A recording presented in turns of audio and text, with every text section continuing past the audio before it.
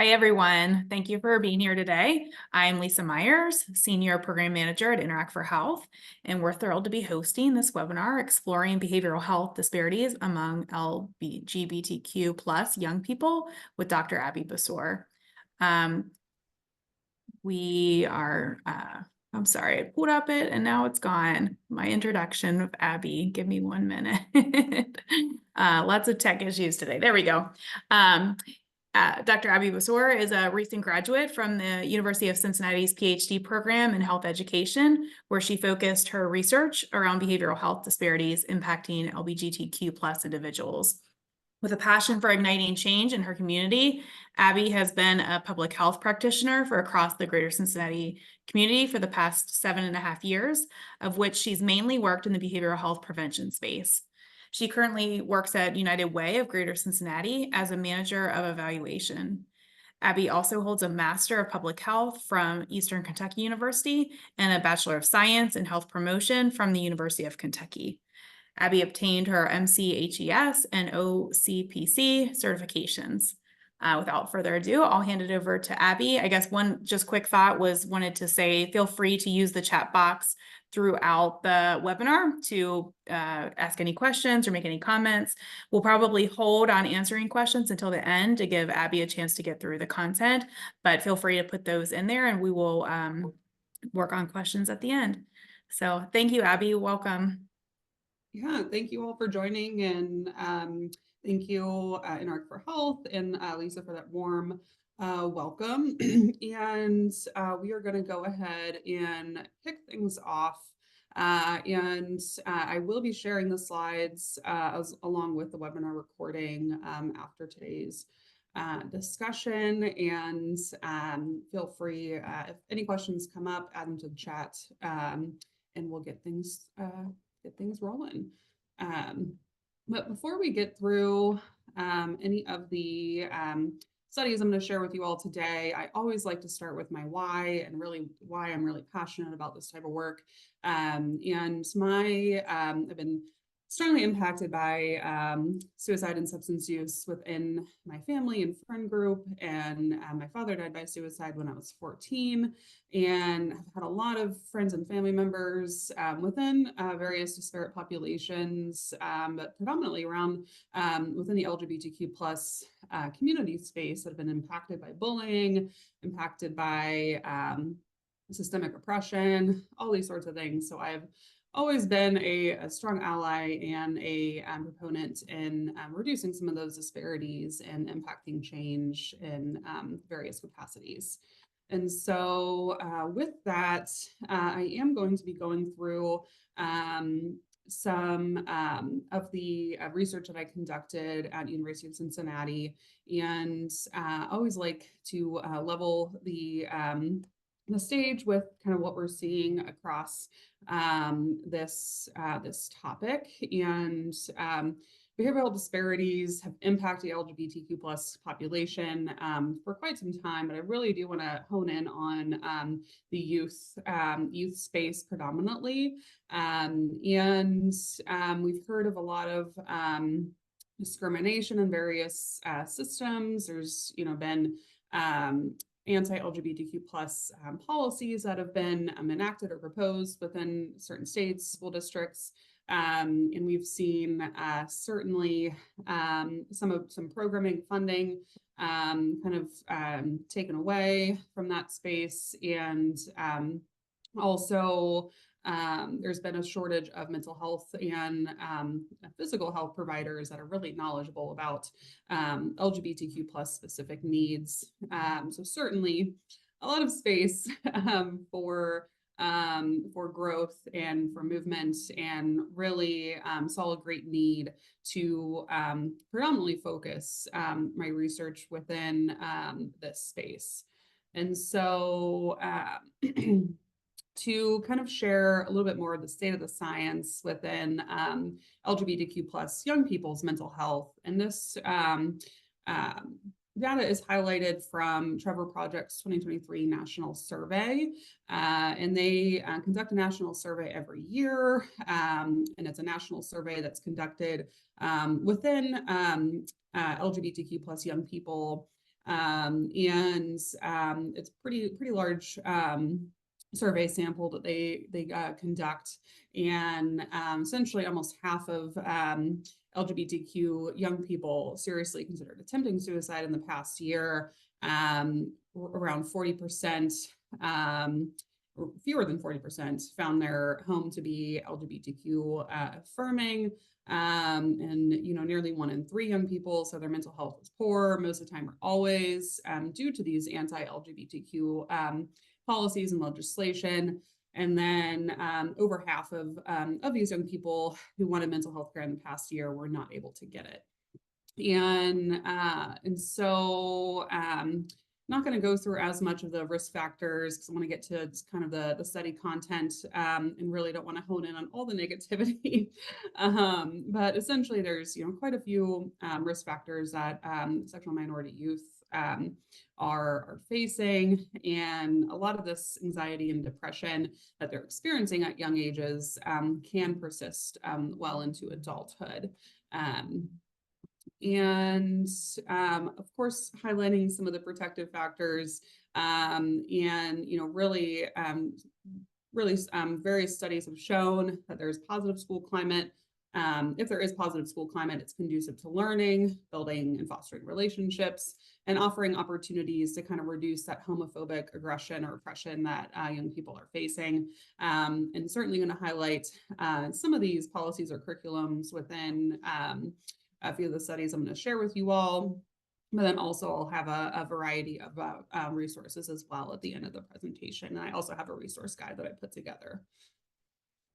And so I will be talking through 2 different studies. The first study I'm going to be sharing with you all is a qualitative study I conducted across the tri-state with various mental health behavioral health providers. And really, as I shared some of the research, some of the findings on a national scale, that there's really a need to kind of work with mental health, behavioral health providers to kind of impact the growing need that we're seeing within LGBTQ plus young people. And so really the main goal is to better understand how behavioral health, mental health providers view mental health in the context of gender and sexual minorities, and determine best practices mental health providers can implement when treating their LGBTQ plus patients or clients. And to share a little bit about the study sample, I conducted 14 interviews with varying mental health providers across spring of 2023. This stretched across Kentucky, Ohio, and Indiana, and predominantly interviewed cisgender females right within that 30 to 39 range, and then really got saw a wide array of professions. So predominantly clinical social workers, other psychologists, psychiatrists, and then other mental health professionals that might work in different spaces. And then there were 9 overarching themes that were found in this particular study, and we're going to go through them in more detail, and I'll be highlighting some quotes that also came out of each of these themes, and then some recommendations that I proposed throughout each of these themes. And so the first one really focuses on LGBTQ plus gender affirming care training that really found, the professionals that I interviewed really saw a lack of specific training, limited opportunities, and really found a lot of the trainings were self-sought. And so they're really not required or and really required among various professionals. So really some of the recommendations within this theme really include making sure they're proactive, that they're self-initiated, increasing more training accessibility, so having free continuing education opportunities and on a continual basis. So it's not just a one-time thing. And then also providing specialized training. For instance, EMDR is eye movement desensitization and reprocessing, and particularly including some of these modalities that are within the therapeutic space, but having them evidence-based or evidence-informed for working with LGBTQ plus clients. And then also a policy measure included was making sure that there's a standard around LGBTQ plus cultural competence or cultural humility training for mental health providers, and hopefully mandating this as well. And then also creating more interactive, holistic approach type trainings.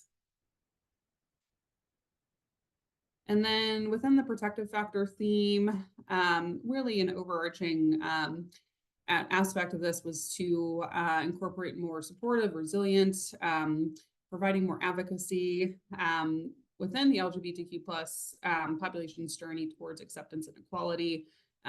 So including more, there's a lot more about protective factors that have been found in social media, within online community-based supports. And really there's been a big, even though you might not see this, but there's been more of a positive shift in the media. There's, a level of parental support, school support. But then another aspect of a protective factor that got brought up was that LGBTQ plus clients, really include their chosen family or their chosen support system within a safety planning aspect. And so some of the mental health providers shared that they'll kind of ask their clients kind of who should be involved in these safety planning measures, and not making assumptions, and really providing the safe space for these young people if their families aren't always supportive, or the school climate isn't always supportive, is in wrapping around other support systems outside of that space.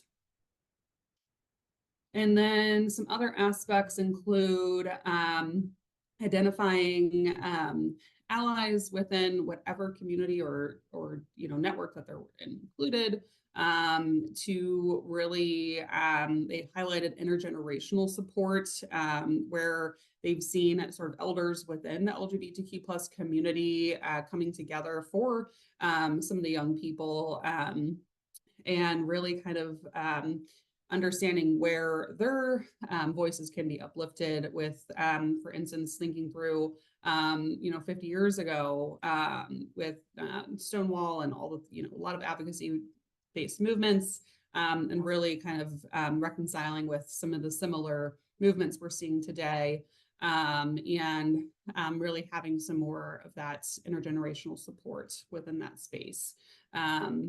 Also highlighted a hope for positive change, collective action within the space, and continuing to reduce the stigma, encouraging help seeking and supportive environments within whatever health, social sector or community-based support these young people might be facing. Oh, and then another aspect was normalizing therapy, and also talking about positive therapeutic experiences, especially within various disparate populations. There might be opportunities to kind of share some of those positive aspects that might not have been as uplifted as well. And then certainly, a lot of negative trends that we're seeing, and this impact of these anti-LGBTQ plus policies, seeing, of course, unprecedented needs in this post-pandemic era. Challenging conversations within the school context, certain communities, especially in rural communities. There's lack of coping skills. There could be religious trauma young people or even adults have faced or are facing. Really a lack of safety as well in certain community-based events, and kind of that fear even of something happening. And then aligned with the last sub-theme was, of course, a growing need among LGBTQ plus populations. And really a big aspect of this was the differentiation between LGBTQ plus affirming and friendly spaces. and really how a lot of LGBTQ plus clients or those that are seeking support. And they're really looking at kind of crowdsourcing their care. So they might have friends or those within their community that might provide recommendations for seeking certain care, and they might not trust that a professional might say that they're affirming or say that they're friendly, but it just might just be a publicity or marketing tactic, but that there's this crowdsourcing or referral network that's done a little bit more organically or internal within certain community spaces.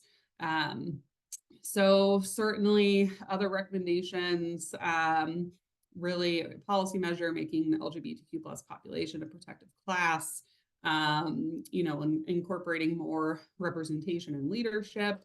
And then, of course, desire for more inclusive society. A lot of pie in the sky type big goals there. And then within the familial attitude sub-theme, really kind of had both ends of the coin with, some family members being very supportive, but others not always the case. So of course, a use of preferred pronouns is very necessary. And there's been more focus within support groups for parents or family members in certain areas, even some more challenges that queer parents are facing. And then, of course, there's complexities for instance, younger LGBTQ plus individuals, if they're under 18 and seeking care. And really there's not as much information for instance, parents or foster parents and seeking support. And so really there's a lot more that could be done within this space, especially for, increasing accessibility for support groups, making sure that they are virtual if that's, a transportation type issue, and, providing LGBTQ plus cultural competency training for parents, and really providing some more supports for queer parents as well. It's very highly recommended. And then with COVID, there were definitely some positive and negative impacts that kind of came out of the discussions. Was that, of course, pandemic was difficult for a lot of people. It's loss of queer community, a lot of loss of that support network. And we were, kind of under this collective trauma type mentality, impacted workplaces, careers. But on the other end, there were certainly some positive impacts. To include telehealth, increase in services provided, especially in those rural areas where it might be regularly an hour to 2 hours to get care. And, the telehealth provides some more opportunities for that accessibility.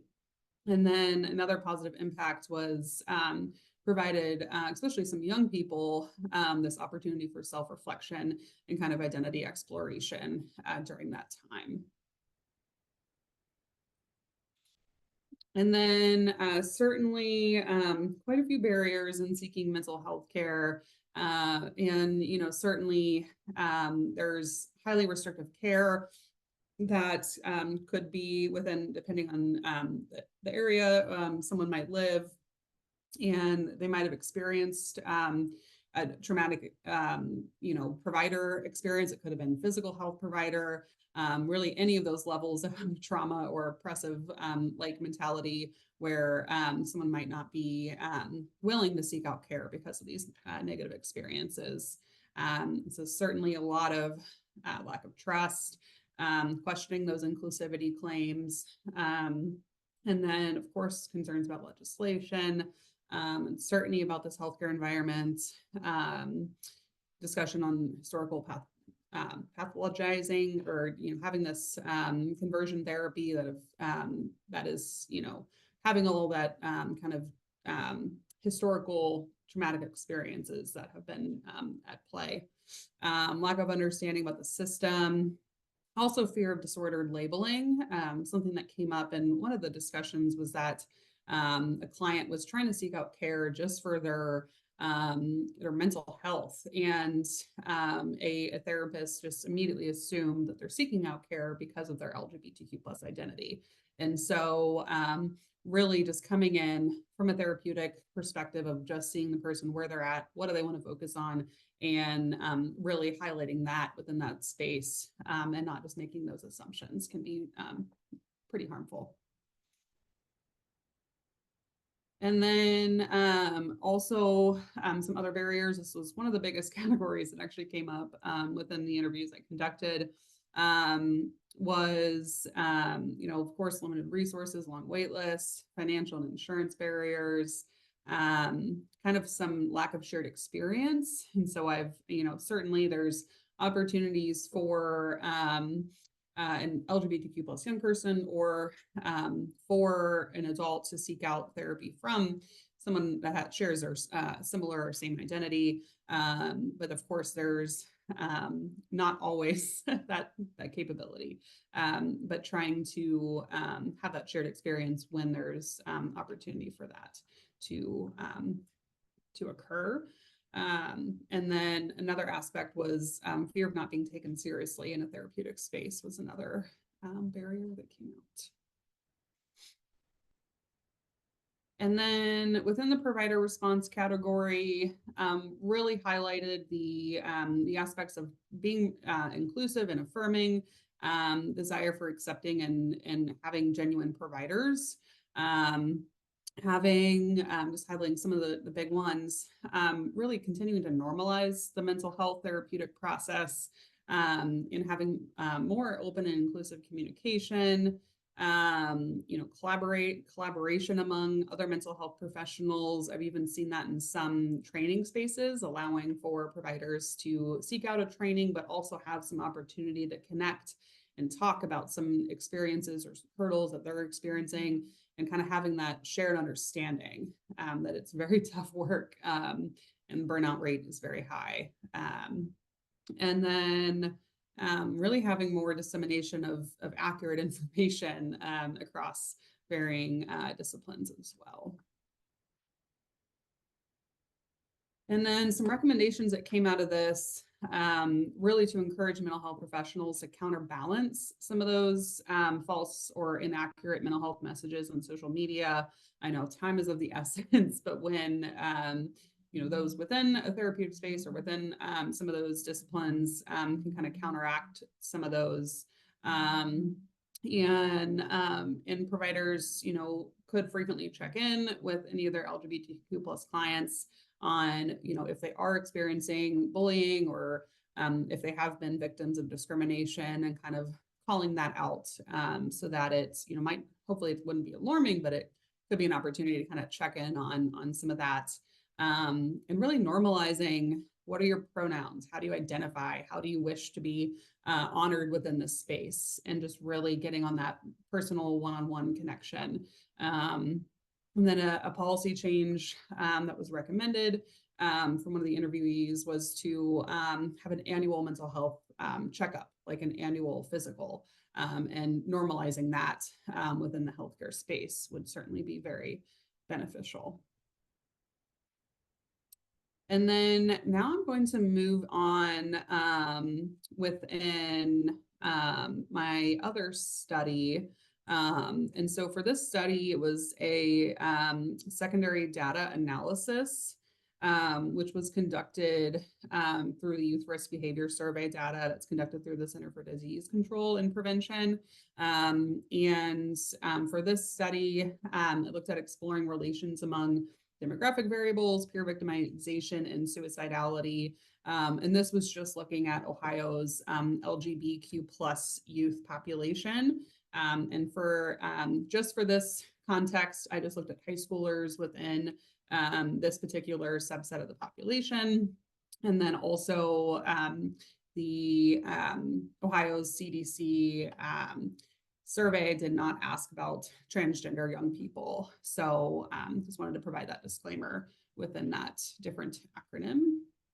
And that's kind of what you can see with some of the resources I provided. I forgot to mention at the beginning, but depending on the source or the survey instrument, some might include all of the acronyms within LGBTQ plus continuum, but others might just have some, depending on.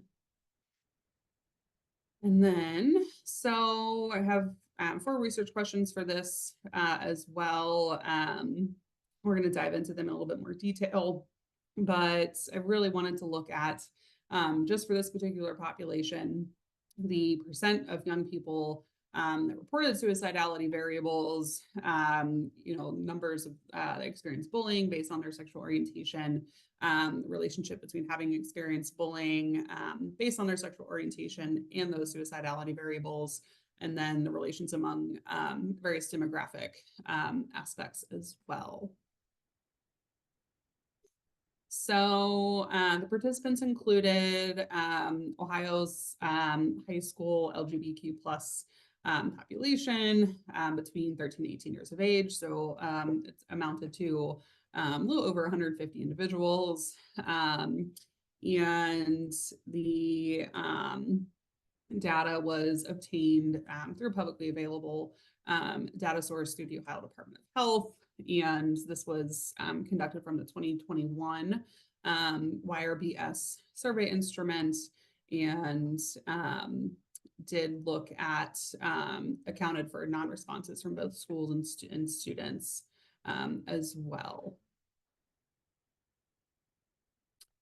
And then going into the instrumentation and plan for analysis, I'm not going to go into as much detail for this to dive into the data in a little bit more detail, but variables were recoded, used SPSS for the data analysis, which is a statistical software, and conducted exploratory logistical regressions for these, for the analysis process for this. I'm going to dive into the results, the fun part. So I wanted to provide the demographic variables, which include biological sex of the survey sample, the age, the grade, the race, Hispanic, Latino origin, and then also sexual orientation for the study sample. And we'll dive into how the demographic variables break down depending on the research questions as well. And then I did want to provide the table for descriptive data. This is for the gender, race, and bullying for the 3 suicidality variables, which I did look at past year hopelessness, suicidal ideation, as well as a suicide plan. So it was kind of on a suicidality continuum, if you will. As you can see, females and whites showed higher rates for all 3 suicidality variables compared to males and non-white or other minority populations, respectively. And most of the study sample experienced bullying based on their sexual orientation. And then next, you'll find the final descriptive table for race, ethnicity, and sexual orientation, which answered our 4th research question. And it's important to note that the white population, or the non-Hispanic / Latino population, and bisexual LGBTQ plus youth showed higher rates for all 3 suicidality variables compared to other demographic groups.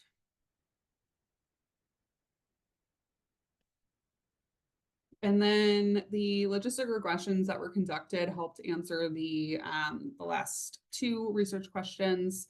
And for this first model, the 3 predictors, sex, race, white, or other minority groups, and bullying predicted hopelessness.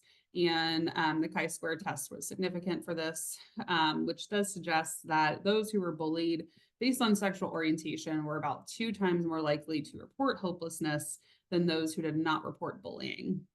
And females were about 2.4 times more likely to report hopelessness compared to males, and those who were white were about 1.5 times more likely to report hopelessness than those in the minority groups. And then table 5 shows the results of the second logistic regression model for suicidal ideation. And this chi-square test was also significant.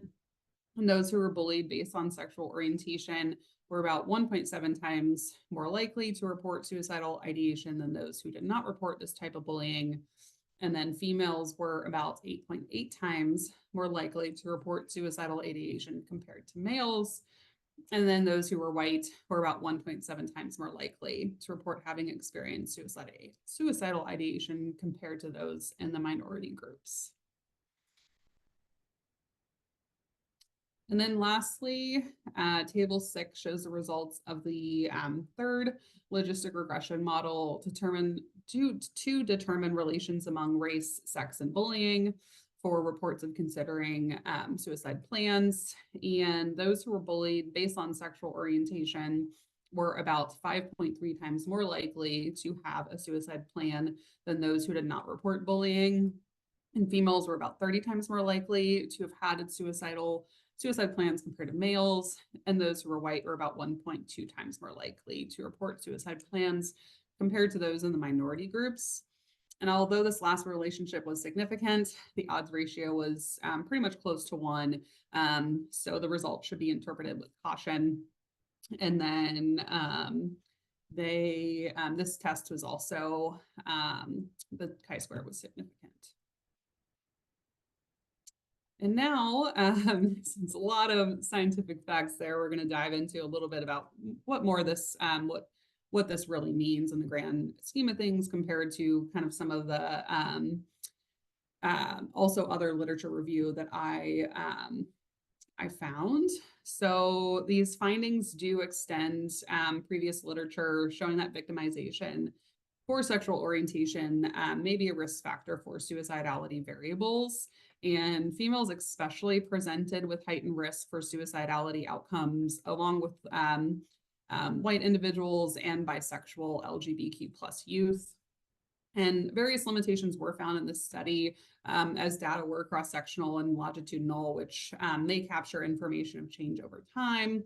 And yes and no, unsimplified quantitative questions may not reveal the depth of the information needed to move interventions forward. And consequently, adding qualitative methods may provide some more of those information in future studies.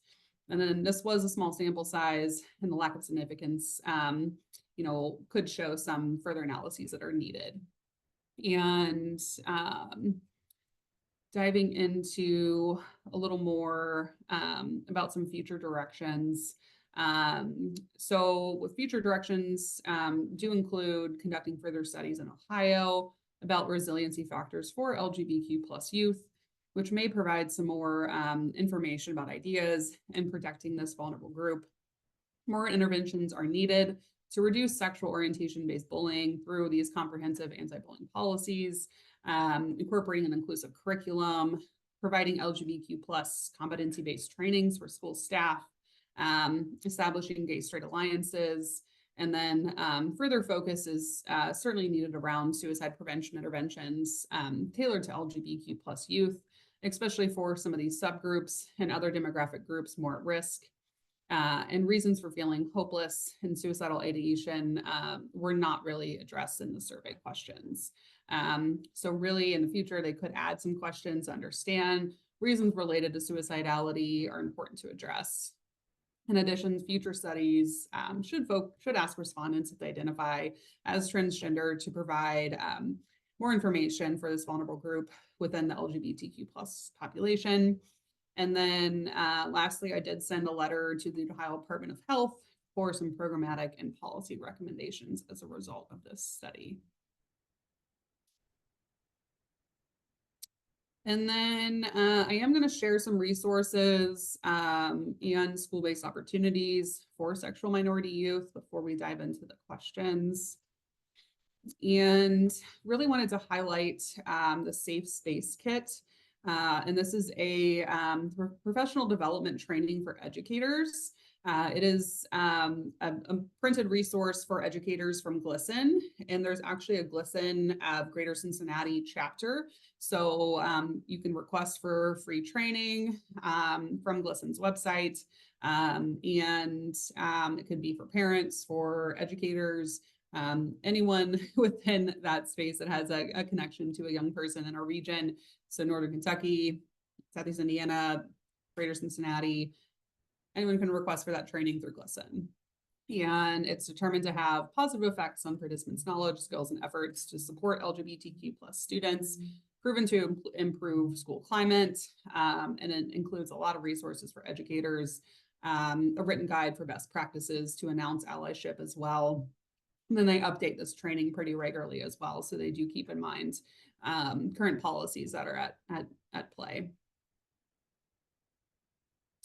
And then within those implications for school settings, of course, we've seen increased stressors. Currently post-pandemic, during the pandemic, there were increased stressors. So teachers do need to be cognizant of some of these post-pandemic risk factors affecting sexual minority youth, increasing opportunities for the safe space training, better understanding how these political challenges are affecting their LGBTQ plus students, prioritizing safe, equitable, and supportive school environments for all students, providing continual quality training broadly, and emphasizing student teacher-driven efforts as well. And then some further recommendations.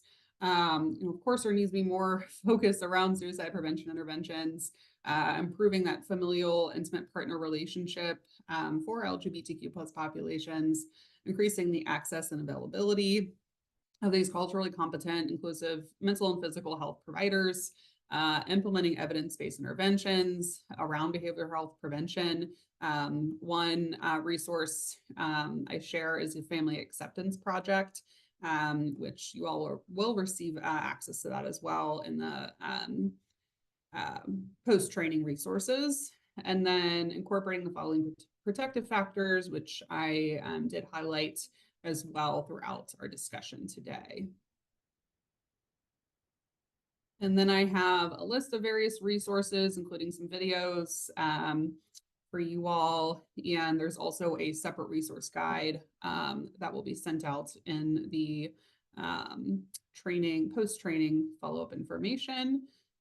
References, of course, and I will stop sharing so I can see anyone's faces, and also take any questions that you all might have at this time. So feel free to add any questions in the chat, or also I can look to see if you raise your hand, we can try to unmute you. Went through that very, very quickly. So I'm happy to go back if anyone needs me to.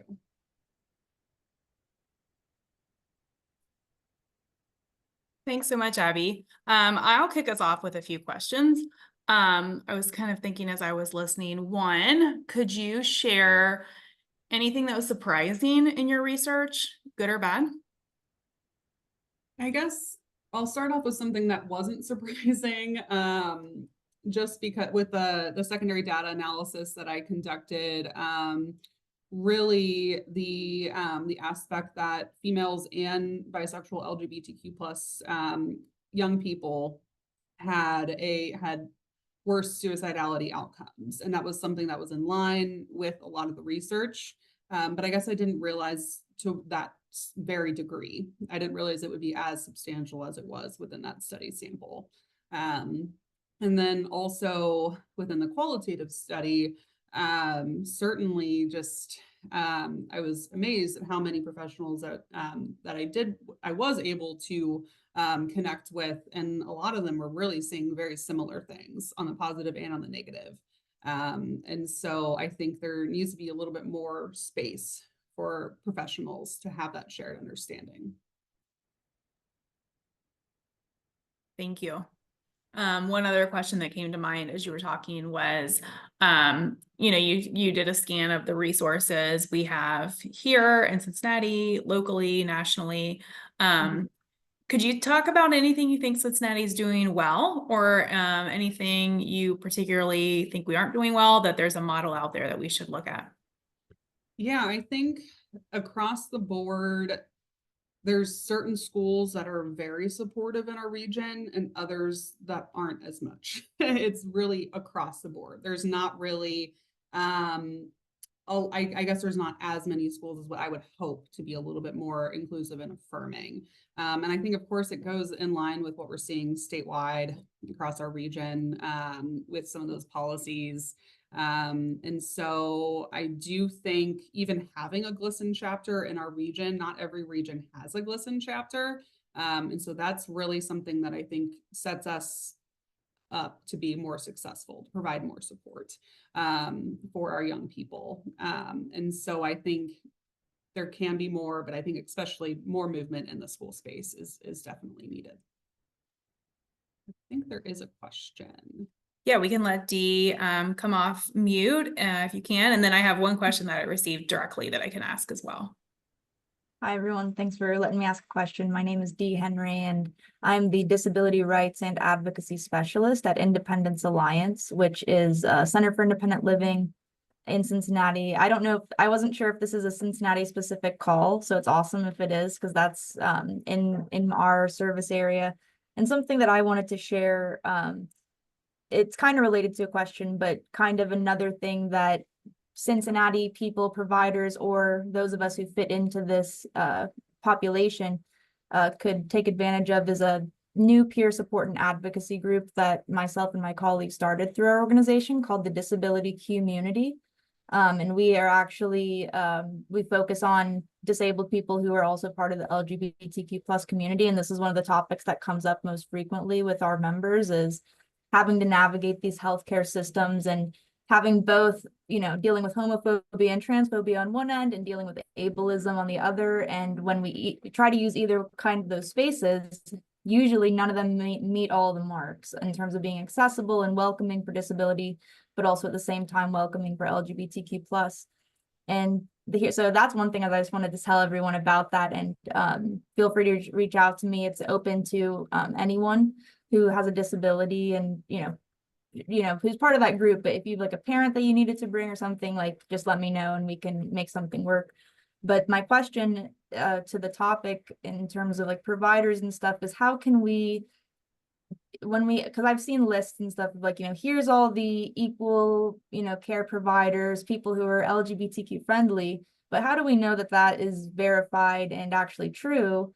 Because nowadays, anyone can go on the internet and make a list. We've even had one member of our group who told an anecdote from their therapist who said, yeah, the secretary just signed up every therapist in this office to get the LGBTQ friendly thing on their name. So now when people go and they say, oh, well, this therapist has elected to put this as their, they understand me.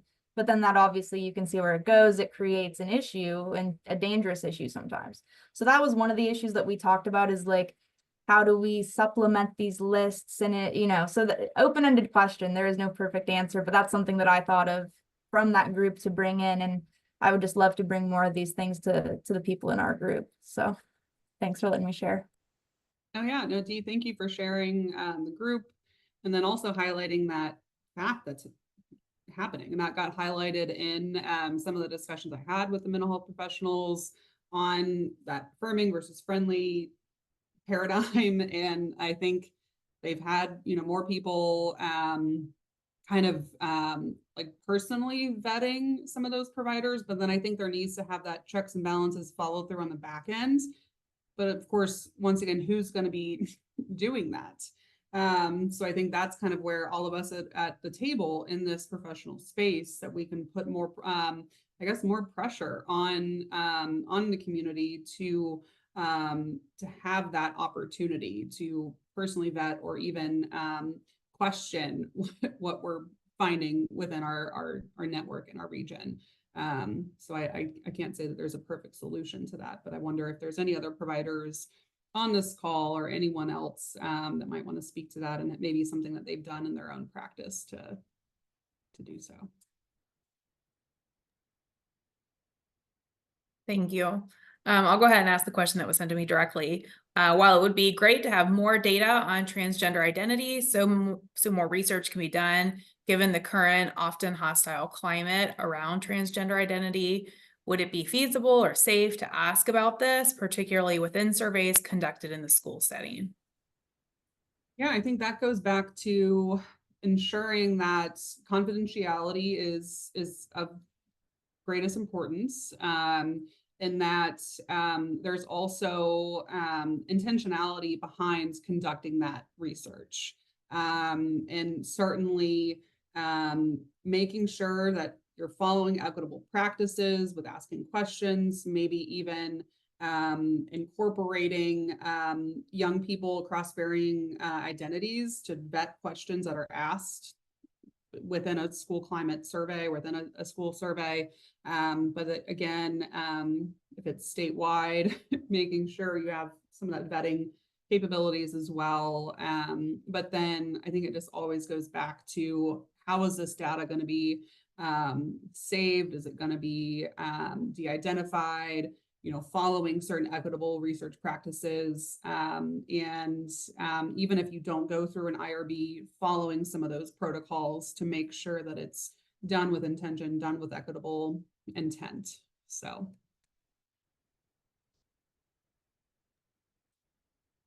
Any other questions or thoughts? We don't have anything else in the chat. Does anyone else have anything they want to add before we sign off? We have just a couple more minutes. Thanks, Dee added her contact information for the disability community. Thanks. I love that name as well. Yeah, I do too. Okay. Well, thank you everyone for joining. We really appreciate it. And we will send out email probably tomorrow with all the post webinar details, and we'll have Abby's contact info, so you can always reach out to her directly or anyone on the Interact for Health team.